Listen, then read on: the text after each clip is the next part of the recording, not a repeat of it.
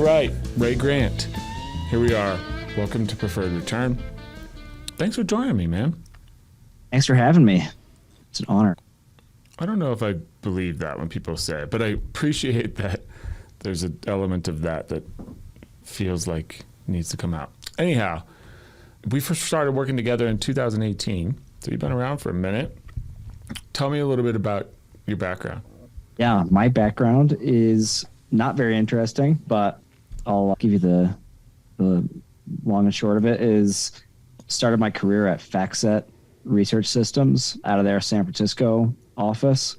So as you're probably familiar, public data provider, largely used by institutional asset managers for equity research and portfolio management, and started out in their sort of consulting program, supporting managers as their sort of go-to guy, account manager, support rep. And there sort of grew into an implementation role working on their data feed products in their content technology solutions team. And so working with a lot of our reseller partners who were integrating FactSet data into their applications, things like Robinhood, other apps that needed access to public market data, pricing data, things like that. So that was a fun experience, getting to sort of work with small businesses, help them strategize how to use our data in their products and with their clients, and pricing strategies, partnership strategies, things like that. And so that's where I found I was most interested, is on that sales side, working with those types of partners. And so joined that strategic partnership team at FactSet, specifically working on those reseller royalty type of partnerships.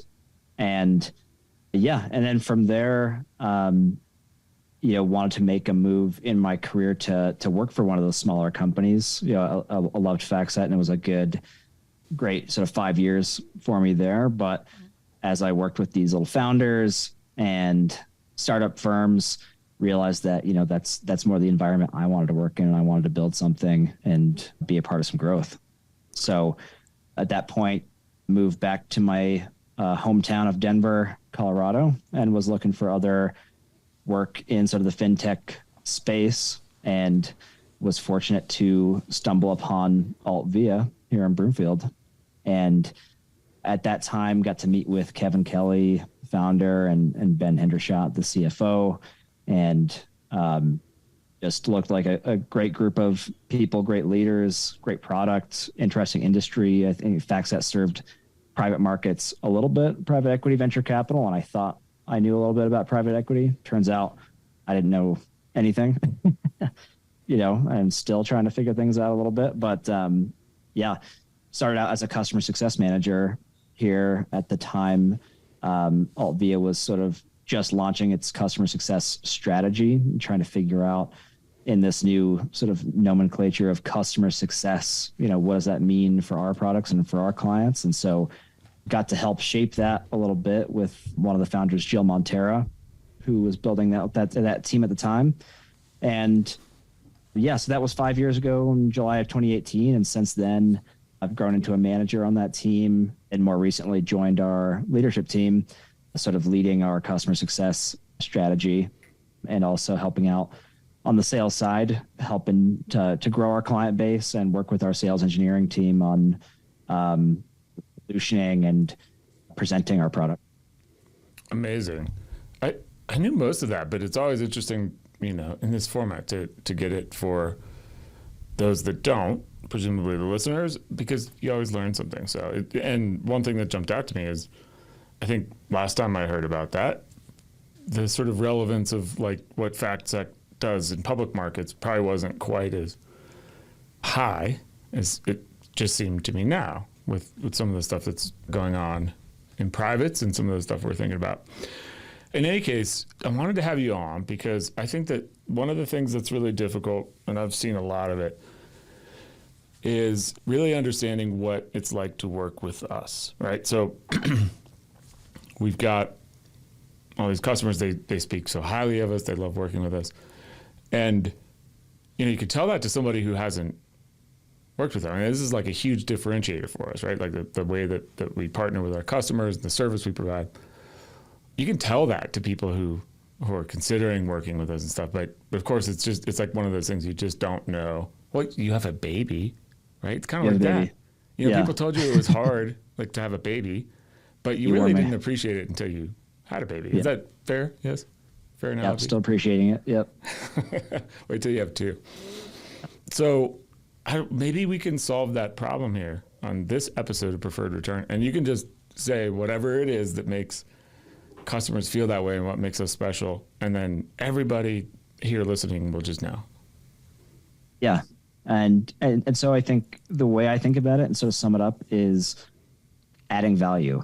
You know, and everyone says that, and it's a buzzword. Yeah. But, you know, to actually add value means that you are, you know, in there helping the client use the product in a better way, providing best practices, fixing things, you know, just getting in there, training. And, you know, I think a lot of SaaS firms, they have the customer success organization, and it's this person who, you know, is there, you can reach out to them, but they're not really helping you. You know, they don't understand your industry. They don't really understand the nuts and bolts of the product. And so, and this comes, I think, a little bit from the FactSet experience, but I've always wanted our client facing team to be technically savvy as well as industry savvy.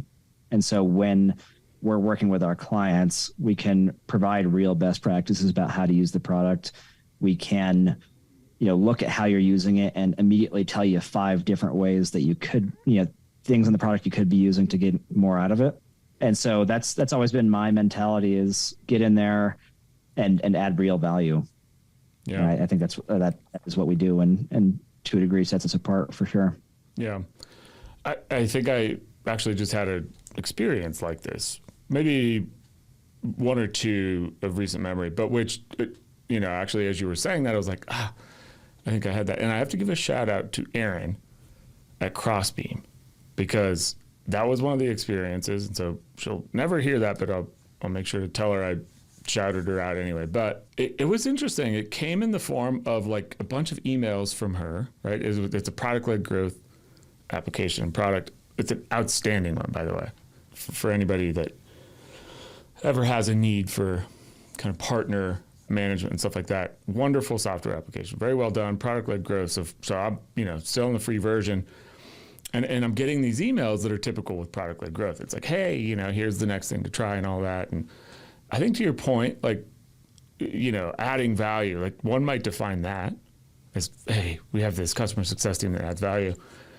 But it was like, it was clear with some of the emails that it was actually really attempting to help. And so, you know, that was enough for me to say, okay, well, you know, I do have a few questions here. And then I spent 30 minutes with Erin. She was unbelievable. And I definitely left like, wow. And one of those things, for example, was not only answering some of the questions, but based upon the questions, she kind of knew these other things that might be interesting to show me. And in the end, talked me out of what I thought was going to be the need to kind of move to a paid tier, which I was, you know, more than happy to do. But it was sort of like maybe one of these moments where I was like, wow, like, you know, she really, really was like trying to help me. And it was a matter of me, you know, being willing to kind of engage. And then just, you know, a number of things. It was clear she was thinking along the same lines, and actually went to a place that I didn't even know that I, you know, could have benefited from. And then made this very sort of clear stand of like, you want to pay me money? You shan't. I shan't let you, because you know, you still have access to this free tier and the value there. And you know, look, hey, you'll get there to paid tier. It'll be great for everybody, but for now. And so there's kind of a lot of parallels in there, right? Like, I think you kind of mentioned maybe like, you know, thinking along the same lines, that point that I made, where it's sort of like, we're trying to really not just sort of respond to you and be reactive, but to really kind of be thoughtful and think about what you're trying to do, and be creative about ways that we can help you, and not, you know, sort of motivated by like, wow, I'm only going to do that if you know, sign this upgrade contract ahead of time. Fair? Yeah, definitely. Always nice when you can kind of have a good experience to draw from another vendor. too. And yeah, I think that's exactly what we're going for is, you know, client facing team.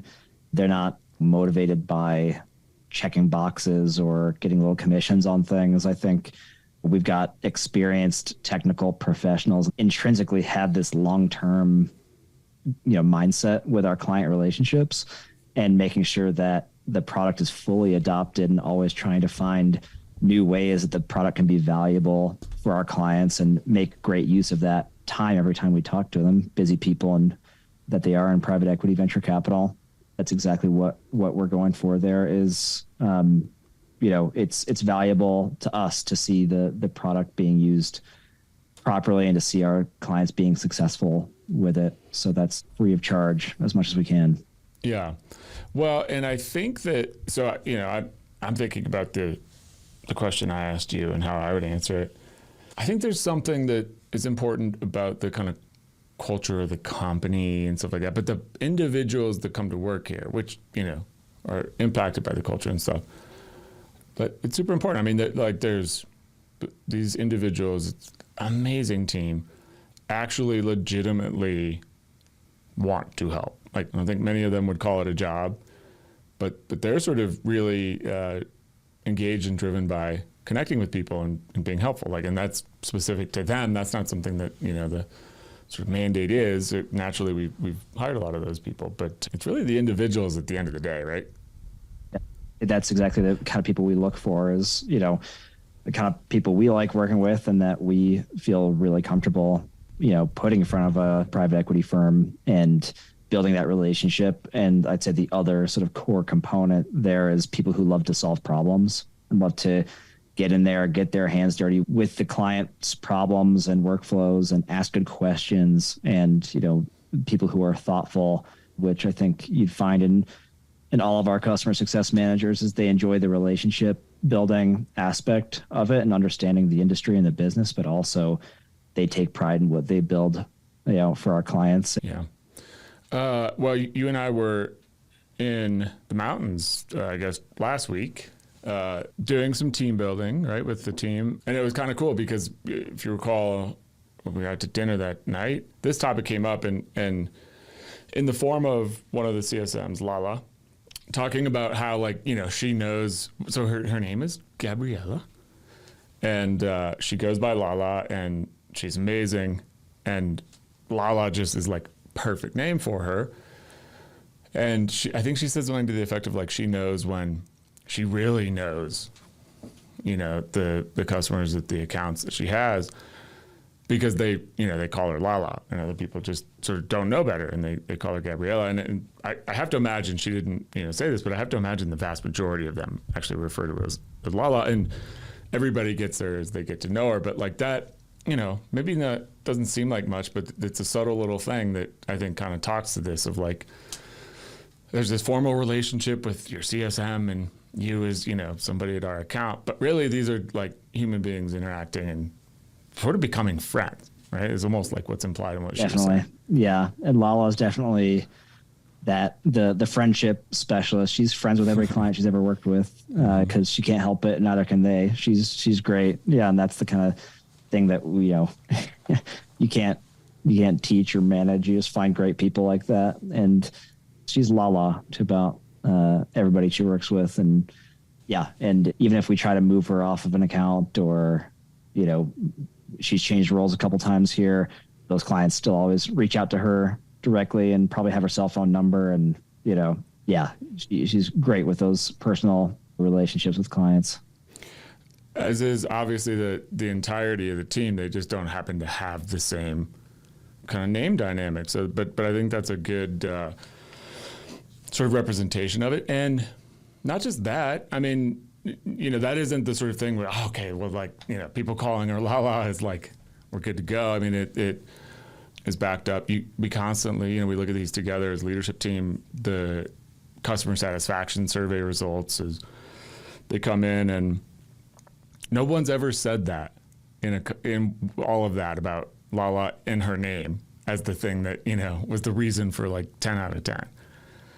I love Lala is usually the comment, something like that. Yeah, and you get there by way of really building the relationship and being helpful and solving problems and being proactive and knowing about the thing that the user in question didn't ask about and didn't know to ask about, but presenting it as, hey, here's that sort of next thing that's related, and maybe that's probably what you're kind of thinking about. So that's really cool to see. Yeah. And yeah, like we talked about, the ability to connect on a personal level is something that I think all of our CSMs or client-facing people are good at and enjoy, but then also, wanting their clients to succeed with their product is sort of just an intrinsic thing that drives them, and they're good at that as well. Yep. I think I said this maybe in a video interview recently or something, but I know that the customers, well, I guess what the big point here is that customers become friends and, vice versa and all this stuff. And that's amazing because that professional relationship now has opened up in new ways, that they otherwise wouldn't be. But so much so that, like, I know that there have been customers that have come to employees' weddings and vice versa. And I myself, when I got married,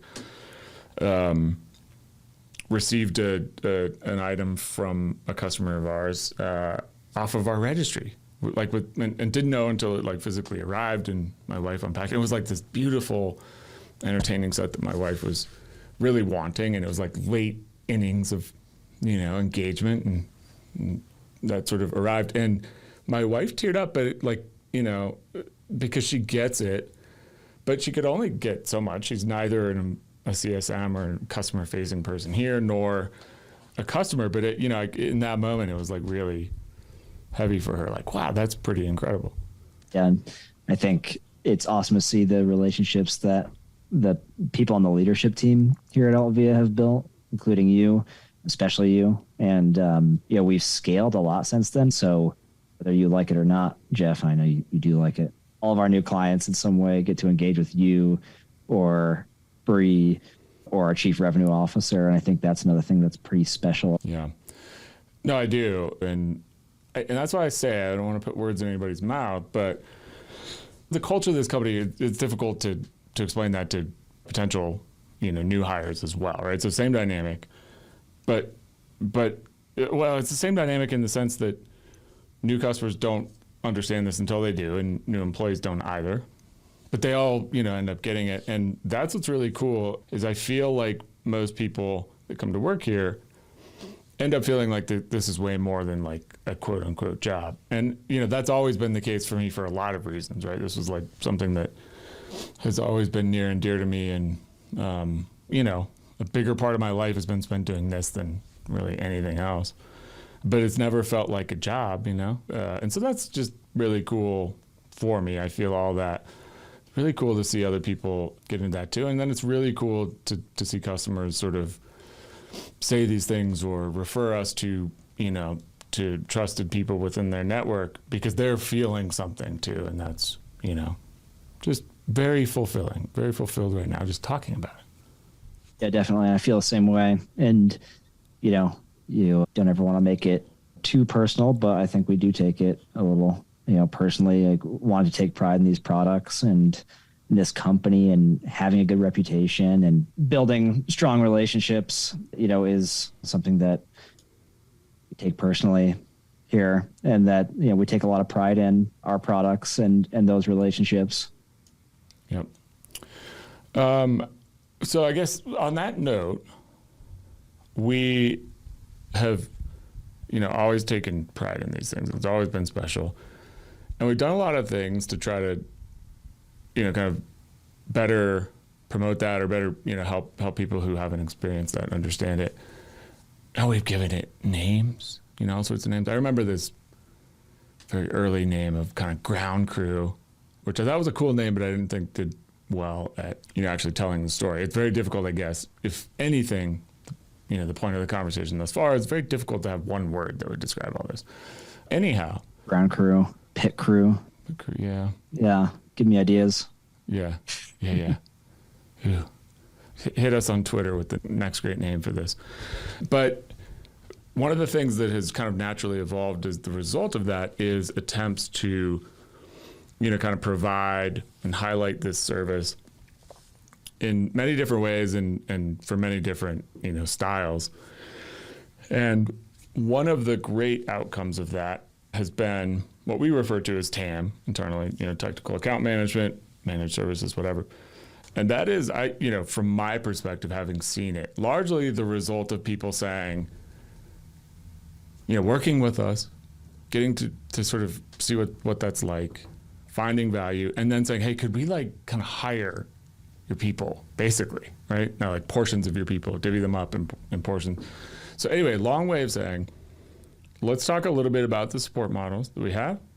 I mentioned TAM, that's one of them. Let's kind of maybe first just lay out at a high level, what are the ways that we offer to support our customers? Yeah, definitely. And I think we mentioned it before, wanting to, add that value free of charge for all Altvia clients. And we do that. Every single client, big and small, gets a dedicated customer success manager for that very purpose, to ensure that the product's working for you and you're getting the most value out of it possible. And along with that, you get access to our support team. That's a team that we work closely with, the customer success team that works closely with here in Broomfield and Denver. And they're mostly available over email and through our help center, but really fast response support for all technical questions, help using the product, training, live training over Zoom as much as you need or want. The support team's there for that kind of thing. Building reports, help making little tweaks and customizations to the product, onboarding new people. It's a really great resource that comes available, as part of your Altvia subscription with that customer success manager.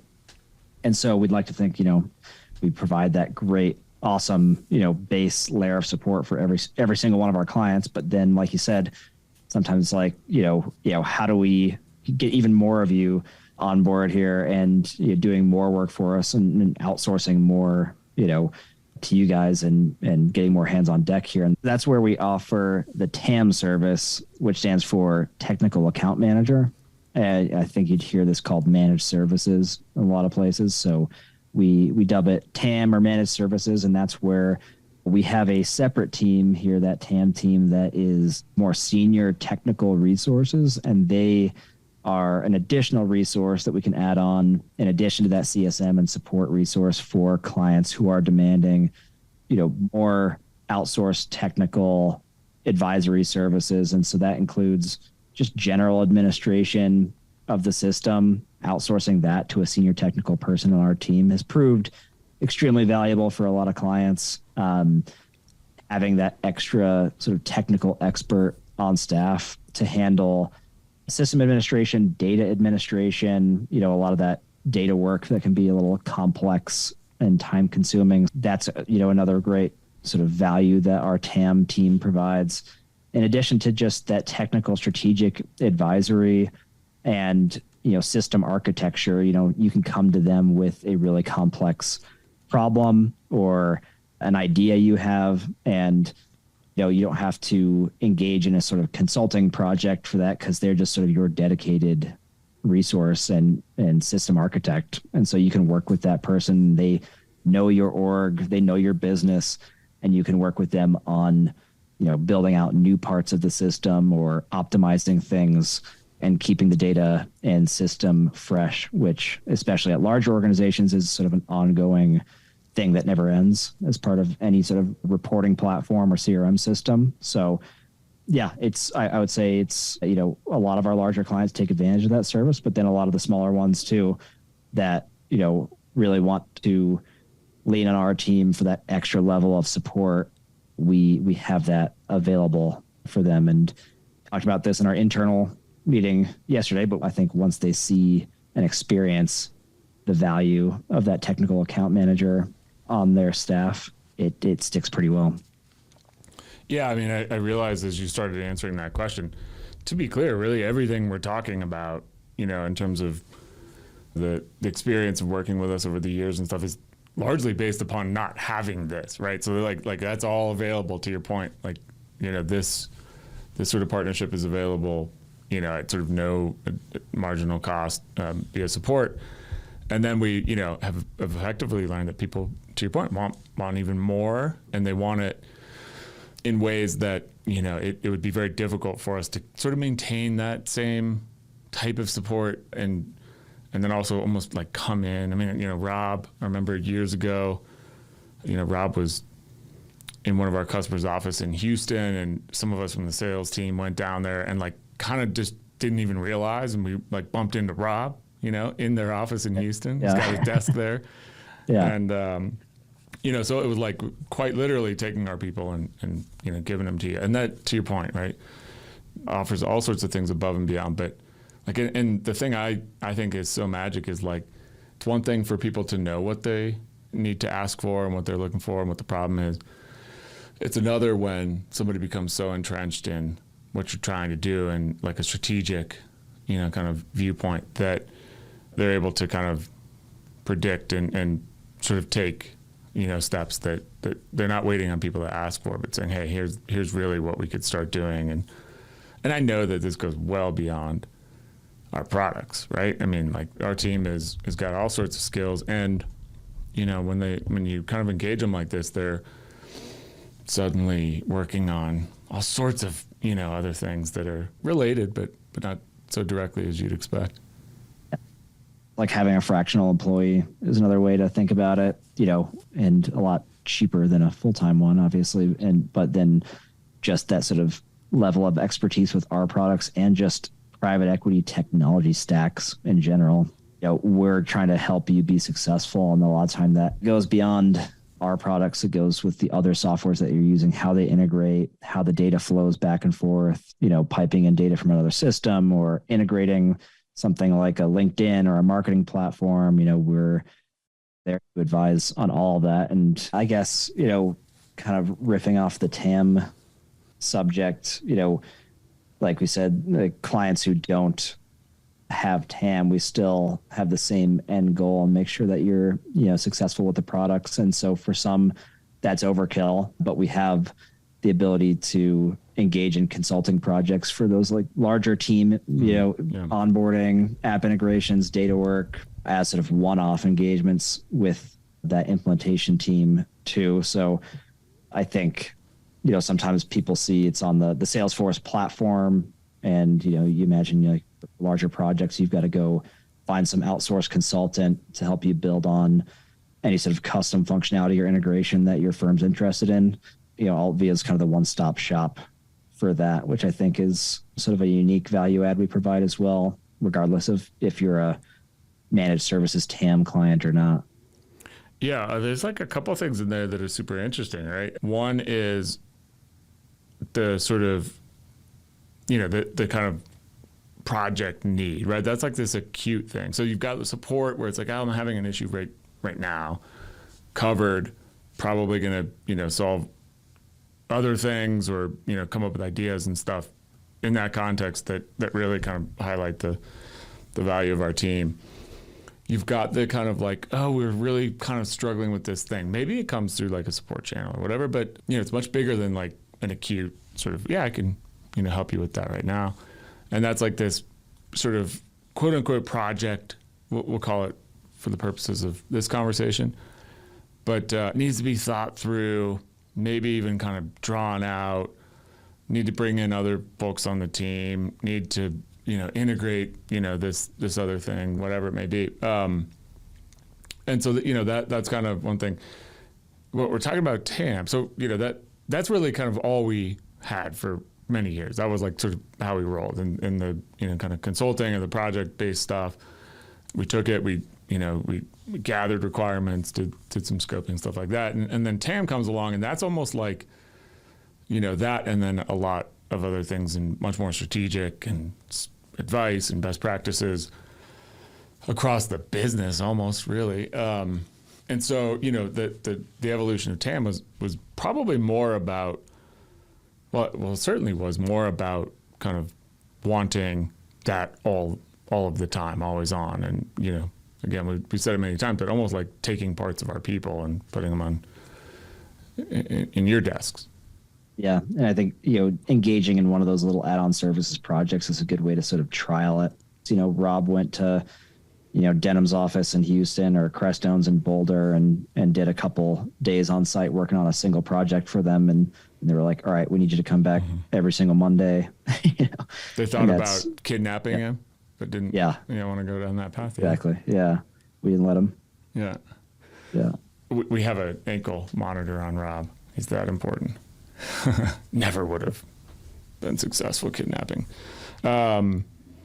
So one other thing that you mentioned there that I think is super important. I mean, so people have this perception of Salesforce.com of, oh, you have to, do this, that, and the other. And let's be honest, you do. That's really what this business has been built upon. You do have to kind of find somebody to make you successful with it.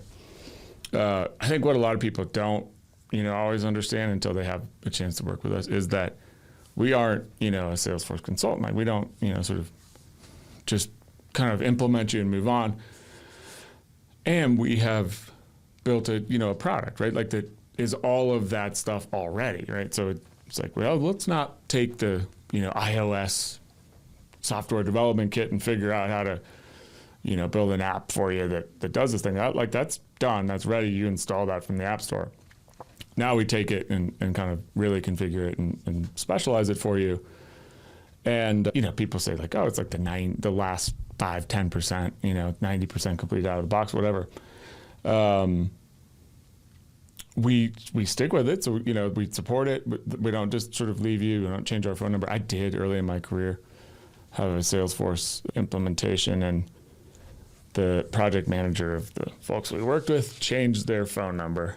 Made it very difficult to get a hold of them. We don't do that. But, that this perception of that quote unquote need for Salesforce is real. And that's the problem we solve with the product and with our team and stuff.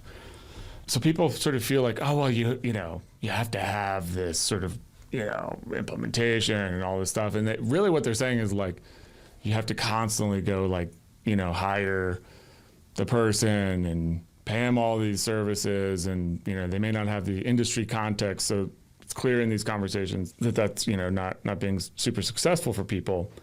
That's not at all obviously how we roll. I want to make that super clear. But I want to flip it even more and say that's one of the things that makes Salesforce great is if you thread that needle from that, kind of perception that people have, cool, you're there, but you're never really done. That's the power of Salesforce, right? Like 18 months from now, your investment team wants to take on like this sort of new initiative, or you've added some capacity and resources into the IR team, and they want to, kind of get really creative about a new fundraiser or something like that. The power of Salesforce is that's really where it is. And so I guess, said simply, I want to change that narrative from have to like get to, or there's an opportunity to, or you have access to that, because that's all really stuff that's like less kind of defensive and more like going on the offensive and taking advantage of the platform.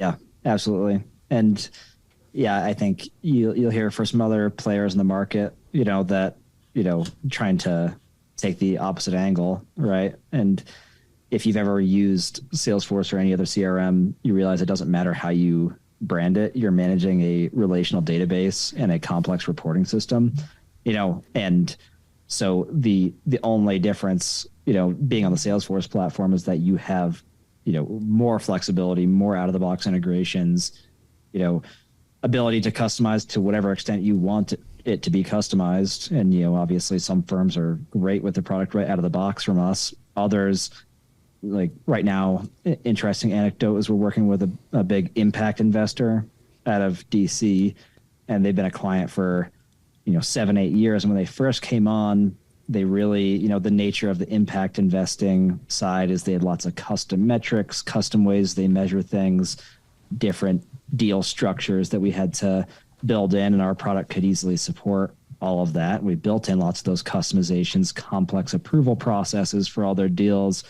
Now they're reevaluating and saying our business is a lot simpler now. We just want to go back to sort of what you guys have out of the box. And so we're kind of just stripping out some of that old automation and just giving them what, any other sort of private equity investor would have. And they're like, this is great. I'm like, yeah, well, we're just kind of roll back some of that stuff, and you guys are good to go, and all your data is already in there. So thought that was kind of an interesting client evolution that illustrates that a little bit. That is interesting. So I didn't know that, number one. And there's just something about hearing that that's like, oh, that's really cool. It's like a flex up and down a little bit. Yeah. Well, and I think that's, one of the differences of kind of, taking the third party implementer, model is like, there isn't the sort of foundational product to flex back down to. And so, that's like not even a thing. You couldn't really do that. Like you'd have to go sort of back to like the Salesforce out of the box, I guess. But that too, again, to demonstrate the point, is like still now a gap from what the sort of basics of people in this market would actually need. Interesting. All right, man. Well, listen, I'm most appreciative for many things. Obviously, for you coming on and helping sort this out. I've had a couple little light bulb moments. That's what I love about hosting this podcast.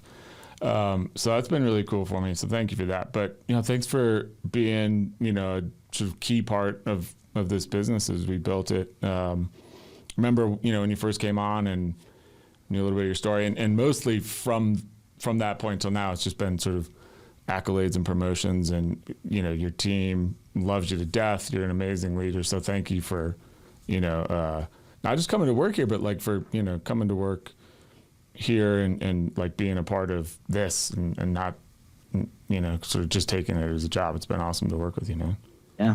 Yeah. Well, thank you for building it and letting me be a part of it and this, and you are very much a part of that client facing team, and we lean on you and couldn't do it without you. So I appreciate that.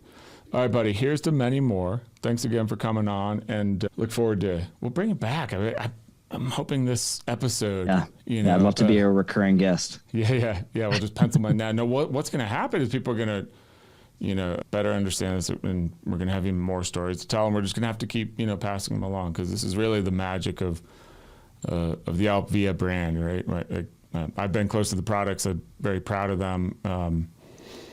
But the reality is like there's absolutely no question that it's really about the team and the culture of this company, and that's the brand, and it's a combination of things. But this is the one that's magic, and other people don't have. Absolutely. Let's do it again. All right, buddy. Appreciate it. We'll talk soon.